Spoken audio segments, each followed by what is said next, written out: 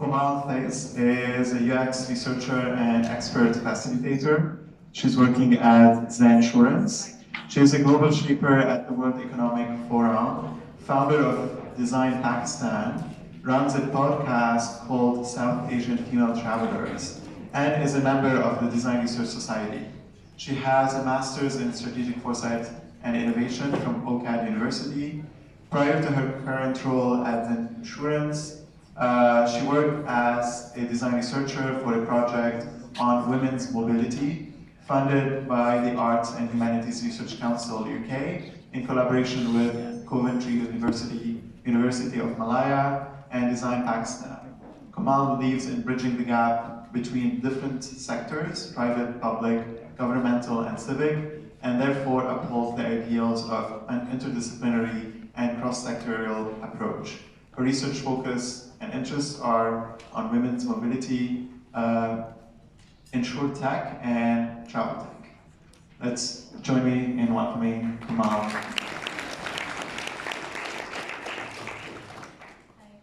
Does it work?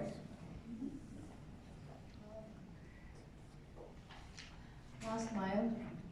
So I'll start with my own story. I'm Komal. I was born and raised in Pakistan. And the first time I ever lived outside my country was in the US for an exchange semester. 4 or 5 years ago, I moved to Toronto and I made this my home. I came for my master's and then I stayed because of better opportunities and more independence. The biggest difference I've noticed after moving here has been in terms of my mobility.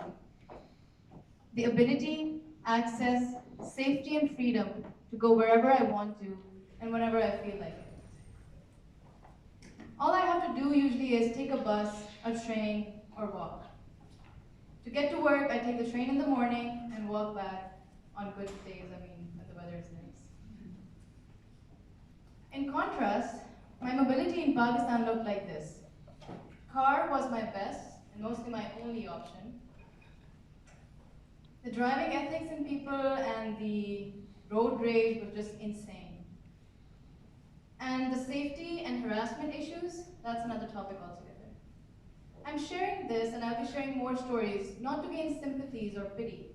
This is the way of life in different countries.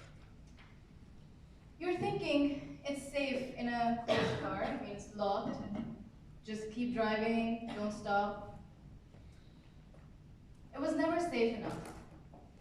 Men in cars would often follow me, and every now and then, I would hear nerve-wracking stories about women being raped and harassed even when they were driving in their safe cars. You're thinking it's a bleak possibility. How can that happen in a car? Sarah, so throughout this presentation, I won't be sharing real names or faces because I'm not allowed to, but all these are true stories. So Sarah was driving back late at night after work to meet friends, and she got to a rather empty road. She realized some men were following her in a car. So she sped up her car, and they sped up too, and then they stopped right in front of her, leaving her with no option but to crash into theirs or to stop. Of course she stopped. The men came out with guns in their hands and forced her to come out. She came out. And the rest I'll say is an awful story that I'd rather not share. All I'll say is she was lucky they let her go at the end. This is another story. N and her husband moved to London 12, 13 years ago. They moved for her master's, so she completed her master's, got a job there, and they started living in London, UK. They decided to start a food business. So they did that. And while all of this was happening, they had a kid. So N did not have any experience with raising a kid. So she decided she's gonna just stay at home, raise the kid, and take care of everything while her husband would take care of the business. After a couple of weeks, she got a little fed up. How long can you stay inside at home? So one day she's all determined, she took the pram and her kid and she walked to Hounslow East Station. And that was the first time she realized this was not an accessible station. She stood near the stairs with the pram and the kid, and she thought, am I the first woman to have a kid here? How will I manage this? Mobility for women is not a single narrative. It's not one problem. It's a sum of many other narratives and problems that are interconnected, and there is no linear solution. A few years ago, Dr. Andree Woodcock from Coventry University brought us 6 individuals together. We're from different backgrounds: UX research, architecture, urban design, ergonomics, and design thinking. And we're from different parts of the world. We all came together to understand what mobility barriers women face in low middle income countries, how is it different, and how it impacts the life of women. We called this project WeMobile, and it was funded by the Arts and Humanities Research Council. Through this project, we went to 3 main countries: Pakistan, Malaysia, and UK. And we used autoethnography, participatory methods, and surveys to collect data and stories, which I'll be sharing more of. So just to give you a perspective of these countries, Pakistan has the highest population out of these 3, and Malaysia has a slightly lower female population. According to the Global Gender Gap Report by World Economic Forum, Pakistan ranks the lowest. It's actually second last on the entire list. And labor force participation, well, it's lower than men for women in all these countries, but it's really 24% in Pakistan. In UK, there was a good increase over time, so things are better. Our journey started with my hometown, a city called Lahore. And Lahore is really a city of contrasts. On the one side, you will meet women who can leave their houses without permissions from their parents, husbands, or in-laws. And on the other hand, you will meet women like myself who are just visiting back and moved to different countries without needing any permission, instead getting both financial and emotional support to do so. The 2 biggest challenges women face in terms of their mobility in Pakistan are socio-cultural barriers and safety and harassment. I want to share the story of Thamina. So Thamina is an engineer and a marketer. Growing up in school, whenever she was offered an opportunity to stay after school for dramatics or music society, she always had to consider permission issues. Her parents wouldn't let her stay outside school if it wasn't for studies. So she would always have to say no to these opportunities. Later, she got admission in a prestigious university and she graduated as an engineer. Right after graduation, she got a job at Schlumberger. And let me tell you, not many people in Pakistan get a job in Schlumberger right after graduation. Fortunate for most, unfortunately for her, the job required a lot of domestic and international travel. Of course, she didn't get permission. Even at age 21, she had to consider permission issues. Women in Pakistan can't really refuse their parents mostly and walk out of their houses or find another place to live like we can do here. It's not a choice many women have. So she said no to that opportunity and ultimately changed the course of her career. I want you to just imagine that struggle, that frustration. Stories like these are not just in Pakistan, they're all around the world. They're near us as well.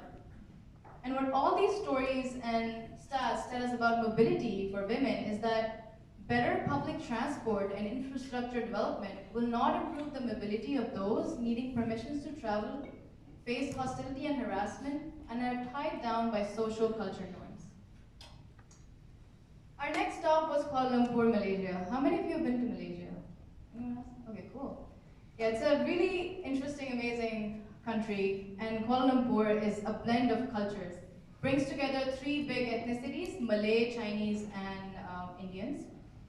And the biggest challenges that women face in terms of their mobility there are accessibility and infrastructure issues. When I landed in Kuala Lumpur, this is the first thing I noticed, and it got me really interested. Like, why is the pregnant woman, like, she has all these lines coming out of her, like, the baby is about to pop out. the old guy is like all hunched and sad, but the disabled guy is like chill, laid back. And it just really got me thinking, like, what is the meaning, or if there's any? There are a lot of ladies-only compartments in Kuala Lumpur, and to be honest, in the beginning, we were a little confused. Where do we enter? Which compartment do we sit in? But when we did find our space, it was kind of comfortable to have our own little space. Now, when you notice, I mentioned two big challenges in Pakistan and Malaysia. I didn't wrap it up into one narrative and said, this is the biggest problem. It's because of another insight that we found. Female immobility in low middle income countries has dissimilarities. Surprise. It's unlike what most people believe. When change makers think of doing something, they think all the low middle income countries have the same problems, just to design one solution that fits all and is going to solve all the problems. Of course, that doesn't work. Because the problems might be similar, but they're not the same, especially in terms of their priority, extent, and context. Our last stop was Coventry. Coventry in UK is a small city with big dreams, mix of history and modernization, a lot of students there because of Coventry University. They're also trying some really interesting ideas about signal-free zones and communal spaces. And there's also some interesting art there, like this one says, two sides of a woman. And I don't know about you guys, but we couldn't figure it out. And we did try to find the two sides of women. It was a bit of a challenge.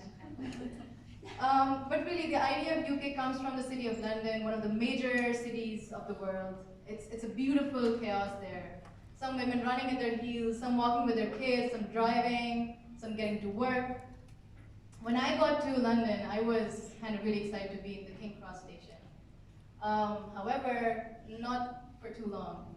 I was going to go from London to Coventry, and I couldn't find the train. So I had my cousin with me who's been living there for years and years, and the both of us were trying to figure it out. We went to one train, then another, then third. Finally, we found the train, and I was like, yes, we made it. My cousin was like, something doesn't seem right, you know what? Just wait here. So she runs around, I don't know who she talked to. She comes back running, she's like, oh, you gotta get out, go to the first carriage. I'm like, what? She's like, the train is about to divide somewhere in the process of getting there. So 1 minute before, I'm like running to the carriage in the front. So I sit in and I was all like, yay, I'll get there. But I wasn't sure. I did end up in Coventry, good for me. Two really amazing things that I found in the stations in UK were these. The way out signs were super useful in getting out of the labyrinth-like huge stations. And the help point, to be honest, I never used them. I don't know if they worked. But really, when you're there, it just makes you feel so comfortable, as if you won't get lost. And all in all, we're pretty excited. I was a little too excited, I guess. But what it made us think was, how is the life of women here different than other countries we've been to? And does mobility play any role in this? What we found is that mobility for women is not just about the ability or accessibility to travel and commute. It is way bigger than that. It is financial independence. It's about getting more opportunities, sense of empowerment, and in short, is the ability to achieve desired aims in life. That is life-changing. And that is why mobility is so closely tied with work, with opportunities, with the future for women. If you remember M's story, well, now she has 2 kids. And for the last 1.5 years, she has been considering going back to work. But the 24/7 unpaid work of raising kids and the fact that she's been away from work for so long has really been pulling her back. Who will take care of the kids? Offices don't have daycare. How will she commute? The stations are not accessible, not all of them. So many things to consider. If you remember these statistics, the labor force's participation for women is lower than men in all these countries. However, it's worlds apart when we say 24% and when we say 72%.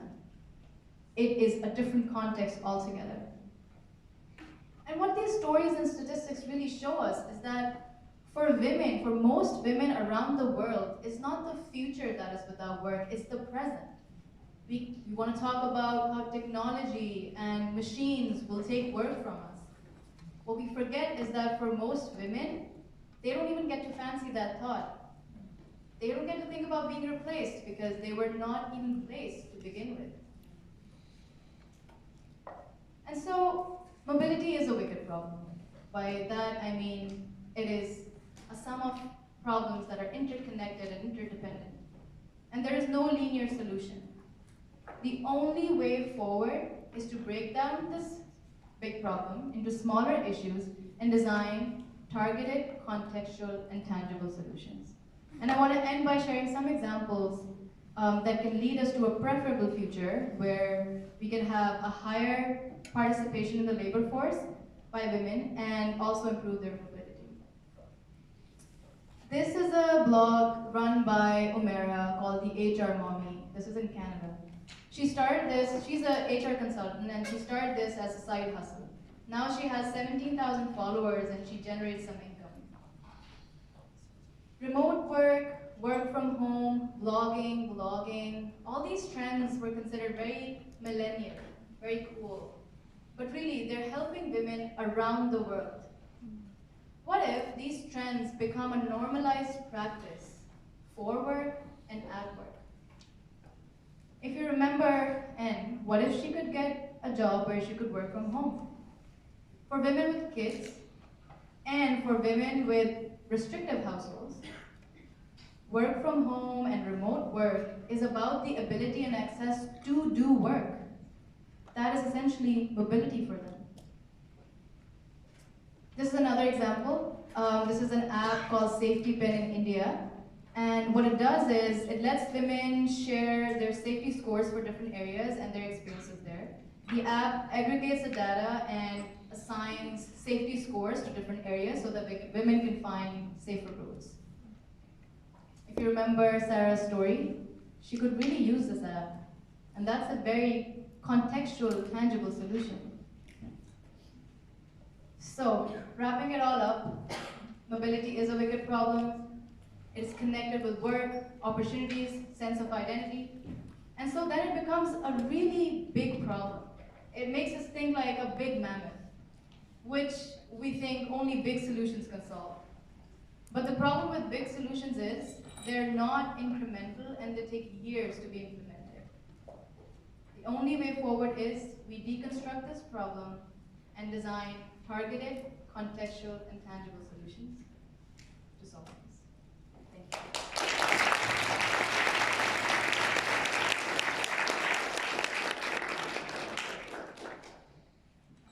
Thank you, Kamala. We can also do a couple of questions.